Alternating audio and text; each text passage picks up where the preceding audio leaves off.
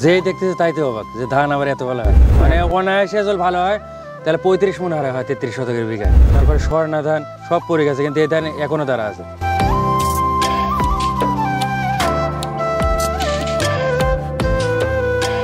আসসালামু আলাইকুম। দেশ ও দেশের বাইরে থেকে যারা এই মুহূর্তে আমাদের অনুষ্ঠানটি দেখছেন সবাইকে শুভেচ্ছা জানিয়ে শুরু করছি আমাদের কৃষিভিত্তিক আয়োজন উদ্যোক্তার খোঁজের আজকের নতুন একটি পর্ব। দর্শক, এই পর্বে আমরা দাঁড়িয়ে রয়েছি আবাদি ফসলের ক্ষেতের পাশে। আমাদের পাশে রয়েছে উচ্চ ফলনশীল অর্থাৎ বড় সিজনের জন্য উচ্চ ফলনশীল একটি ধানের জাত, যেটা ঘনতারা।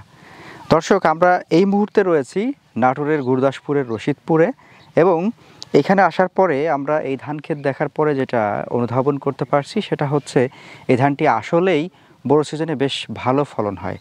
উনি আমনে এটার ফলন বেশ ভালো পেয়েছেন।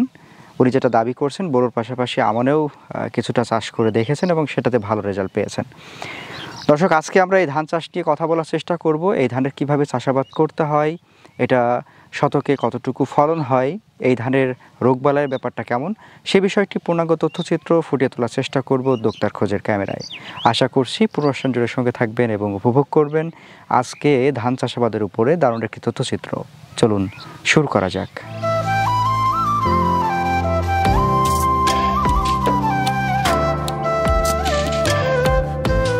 আসসালামু আলাইকুম। ওয়ালাইকুম আসসালাম ভাই। ইমরান ভাই, কেমন আছেন? আছি আলহামদুলিল্লাহ। যাক, আলহামদুলিল্লাহ, শুনে খুবই ভালো লাগলো। আপনার ধানের প্রজেক্টে চলে আসছি আমরা আজকে। আচ্ছা, নতুন একটা কি ধান চাষ করছেন নাকি? নতুন এটা ঘনতারা ভাই। ঘনতারা? যেই দেখতেছে তাইতে অবাক যে ধান আবার এত ভালো হয়। তাই না? জি। আসলে দর্শকদের আমরা কি বলবো বুঝতে পারছি না। পুরা ধান ক্ষেত তো একদম পেকে, বোধহয় আজকেই কাটলেও কাটা যাবে, কালকেও কাটা যাবে। আবার যদি আমি ইচ্ছে করে 10 দিন পরে কাটবো, একটা ধানও ধরবে না, গাছও হেলে পড়বে না। তাই নাকি? আর কাঠিটাও শক্ত। আচ্ছা, তো যাই হোক, যেটা বলছিলাম যে পুরা ধান দেখলে আসলে বিশেষ একটা শান্তি লাগে। জি। এত সুন্দর চকচকে ধান। জি। হ্যাঁ, ঘনতারা বলছেন? ঘনতারা। আচ্ছা, ঘনতারা কিভাবে চাষ করলেন একটু বলেন তো। এর চাষ পদ্ধতি এটা সেম ধানের মতন, এটা কালেকশন করছিলাম হলো ইন্ডিয়া থেকে। আচ্ছা। ইন্ডিয়ার এক বড় ভাইয়ের মাধ্যমে এটা কালেকশন করছিলাম।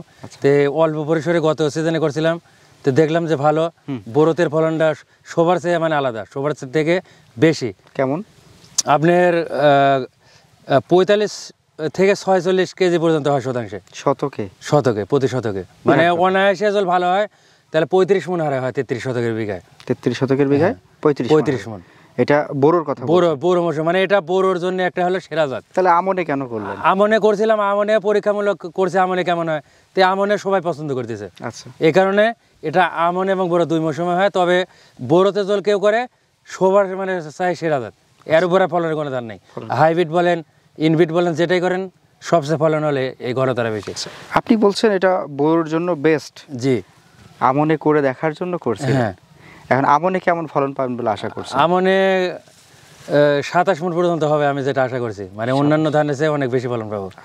যেহেতু ধানের গাঁথনিটা শীষে ধান বেশি এবং সিটার পরিমাণ নাই। আপনি একটা শীষ দেখেন, এখানে কোনো সিটাই নেই। আচ্ছা, ধানের যদি আমরা একটু কোয়ালিটিতে আসি, ধানের কোয়ালিটি। জি।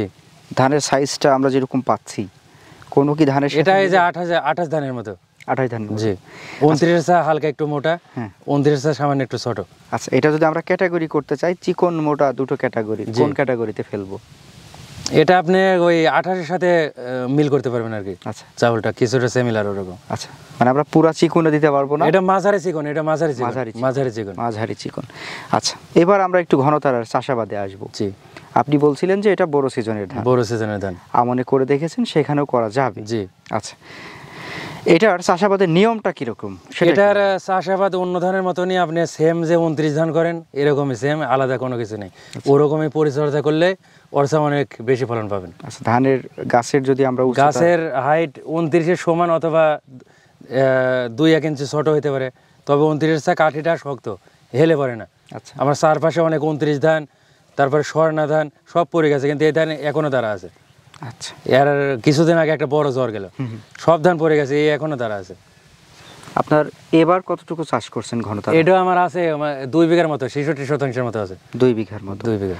আচ্ছা, তাহলে আমরা এটাকে মাঝারি চিকন ধরবো। মাঝারি চিকন। গাছের উচ্চতা মাঝারি, খুব বেশি মানে 3.5 ফিট, মানে সর্বোচ্চ 3.5 ফিট হয়। আচ্ছা, এখন যখন চারা রোপণ করেন, চারা রোপণের সময় কতদিন বয়সে চারা রোপণ করলে ভালো? আপনি আমনে করলে 25 থেকে 30 দিনের মধ্যে করলে ভালো হয়, মানে 1 মাসের মধ্যে করে দেবেন। আর বোরোতে কেউ করলে 1 মাসের মধ্যে যদি না করতে পারেন 35 দিন করলে কোনো সমস্যা নেই, ফলনে কোনো ঘাটতি হবে না। আচ্ছা, সামনে তো বড় সিজন। হ্যাঁ, সামনে বড় সিজন। আপনি এখন যে ধানটা করছেন, আমরা কি এই ধানের বীজটা সামনে রোপণ করতে পারবো? হ্যাঁ, এটাই সামনে রোপণ করতে পারবেন। সামনে রোপণ করতে পারবো। আচ্ছা, এই ধানের একটু ভাতের কোয়ালিটি নিয়ে আমাদেরকে বলেন তো। ভাতের কোয়ালিটি একদম ঝরঝরা ভাত হয়, যেমন হাইব্রিড ধানের আপনার একটু আঠালো পানি পানি এরকম ভাব হয় না, এটা একদম 29 ধানের ভাতের মতো মানে মাঝারি চিকন ঝরঝরা। আচ্ছা, এটা কি গরমকালে নষ্ট হয়? না না, এটা সকালে রাঁধে আপনি রাত্রি পর্যন্ত খাইতে পারবেন। রাত্রি পর্যন্ত খাইতে পারবো। আচ্ছা, ঘনতাটা মূলত হচ্ছে আপনার বাজারে যখন আমরা নিয়ে যাব, আপনি যখন যেহেতু চাষ করছেন, কিরকম দাম পাওয়া যায়? এটা ওই 28-এর যখন যেরকম বাজার থাকে ওরকম দামে বিক্রি হয়। ওরকম দামে পাওয়া যায়।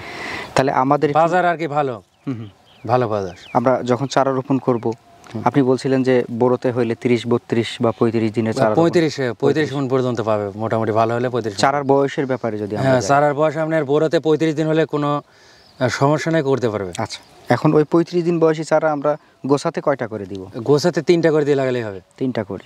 এরপরে যখন গোছাটা তৈরি হলো, এখন এই যে পরিপূর্ণ গোছা, এই গোছাতে কতগুলো? এই গোছাতে আপনার গড় 25টা করে থাকবে, মানে কোনোটা দেখেন 29টা আছে, কোনোটা 22টা আছে। আচ্ছা আচ্ছা, গড় আর কি 25টার মতো করে থাকবে। গড় 25টা। গড় 25টা।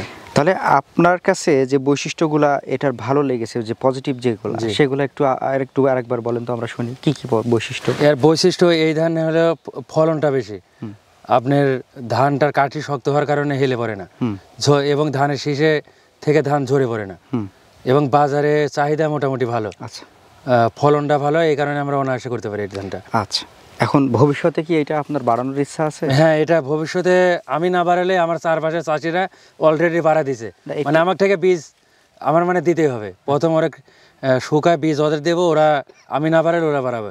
আমারও চিন্তা ভাবনা আছে, এটার প্রজেক্টটা মানে এখন যে 2 বিঘা আছে, সামনের সিজনে 6 বিঘা হবে।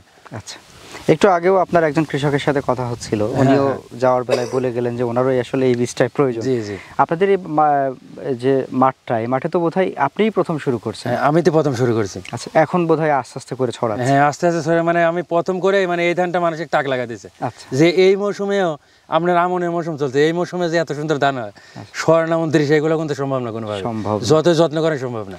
একমাত্র আমরা রড মিনিকেটটা পাই। হ্যাঁ, রড মিনিটের পাশাপাশি রড মিনিকেটটা হয়। তো দর্শকদের যদি আমরা বলতে চাই, দর্শক আপনারা যদি মানে বোরো এবং আমন 2 সিজনে চাষ করতে চান, তাহলে সেটা রড মিনিকেট তো করবেনই। আর ঘনতারাটা হচ্ছে বোরোতে সবচেয়ে বেস্ট ফলন দিবে, আমনে মোটামুটি ভালো ফলন দিবে, তাই তো? সর্বশেষ আমাদের সর্বশেষে দর্শকদের বলবো, যারা এরকম ধান চাষে আগ্রহী, বিশেষ করে ঘনতারা রড মিনিকেট যেটাই নিক, আমি বীজ একদম একদম চকচকা ঝকঝকে যে বীজটা, এটা দিতে পারবো। দর্শকরা অনেক সময় দেখা যাচ্ছে যে 50 টাকা 100 টাকা কেজি পায়, ওই যে বীজ নিচ্ছে বিভিন্ন জায়গায়, বীজ পাচ্ছে বলে যেগুলো বীজের অন্যপক্ষে চিটা মানে কালার খারাপ, ওই সব বীজ নিচ্ছে।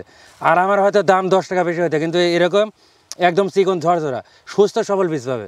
আচ্ছা, দর্শকরা যেখান থেকে আমাকে স্মরণ করবে, ইনশাল্লাহ আমি ওখানে সুন্দরবন কুরিয়ার মাধ্যমে পৌঁছাতে চেষ্টা করব। আচ্ছা, ঠিক আছে ভাইজান, আপনার জন্য দোয়া থাকবে। এবং দর্শকদের বলবো, দর্শক ভালো জিনিসের একটু কদর বেশিই থাকে, সেটা আপনারা হয়তো বুঝেন। আর যারা হচ্ছে ধান চাষ করতে চান, বিশেষ করে হাওড় অঞ্চলে বা বিভিন্ন জায়গাতে, তারা চাইলে হচ্ছে এই ধানটা চাষ করতে পারেন, কারণ এই ধানটা চাষ করে ফলন ভালো পাওয়া যায়, তাই না? ইমরান ভাই, ঠিক আছে, ভালো থাকবেন, আমাদের জন্য দোয়া করবেন। আসসালামু আলাইকুম। আপনিও ভালো থাকবেন। ওয়ালাইকুম আসসালাম।